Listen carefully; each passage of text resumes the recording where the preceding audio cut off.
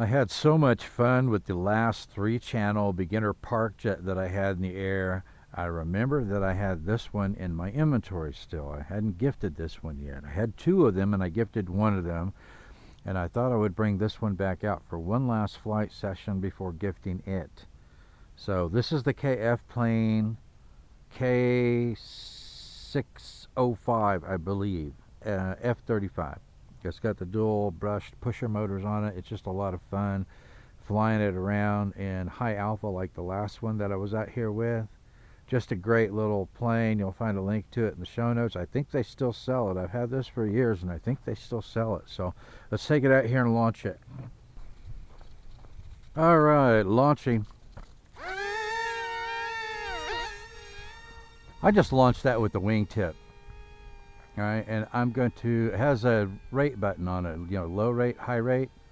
So I'm going to put it into high rate. It gives me a little more authority, turn authority with it.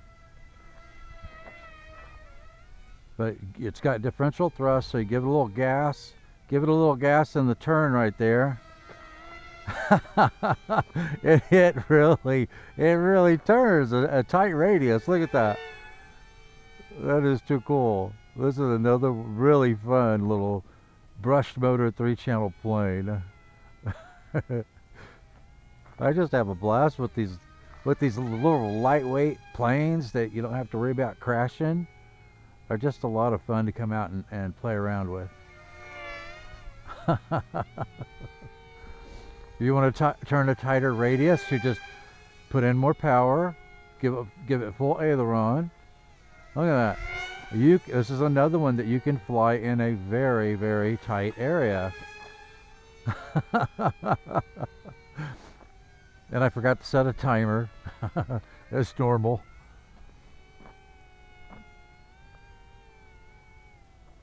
But yeah, whoever gets this one is just going to have a blast with it. So that's 2 of these 3-channel beginner Parkjets that I'm going to be gifting now to some kid in the family.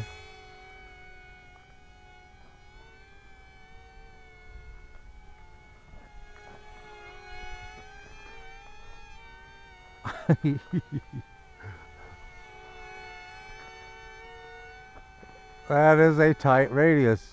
That is a very tight radius.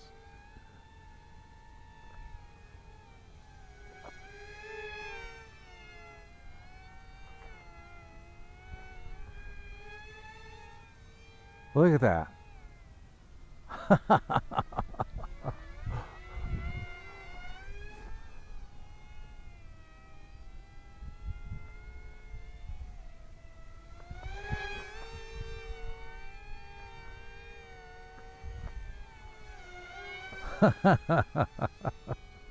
That is just a ton of fun. Look at this. This is cool.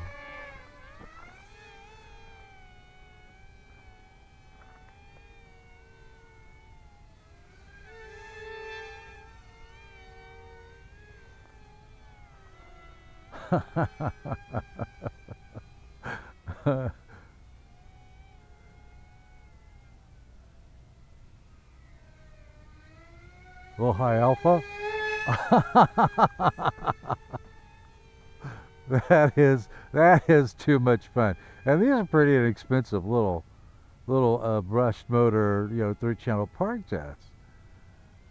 They're just as durable as can be.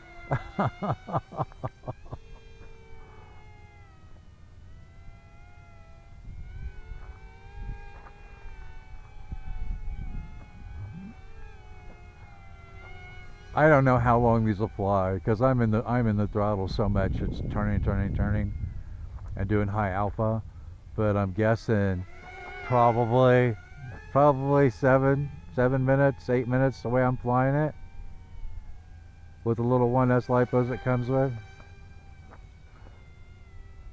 And I think this one came with 2 lipos. I can't remember what the options are. But I always recommend that when you buy a ready-to-fly plane that comes with lipos, get as many lipos as you can when you buy the plane, because it's typically less expensive to do it that way. And you're going to want as many batteries as you can get, right? Keep it in the air. But this is a fun little plane. Look at that. Look how slow. And we have very little wind out here right now. Let's say it's a 2 to 3 miles per hour wind is all we have. And how slow that you can cruise around with this in high alpha. Watch the truck. So if it's not turning sharp enough for you, just input a little throttle. It'll kick it around.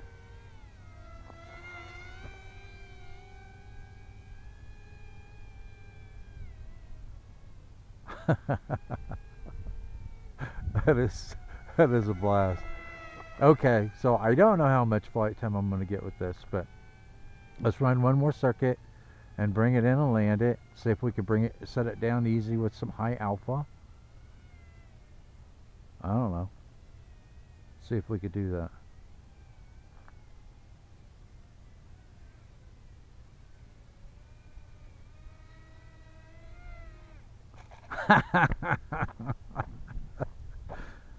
And it's still on its wheels out here in this rough area with these little tiny wheels. So with a little high alpha coming in for a landing, you can really set this down pretty easy. Even in rough terrain like this. Now if you're landing in grass, I wouldn't even put the landing gear on it. I would just come in and sit it down on the grass. But what fun. Alright, there'll be links to it in the show notes. I'm going to clean this up and give it to one of the kids in the family. They're going to absolutely have a blast with it. Thanks for watching, and I'll see you next time in the TinkerzLab.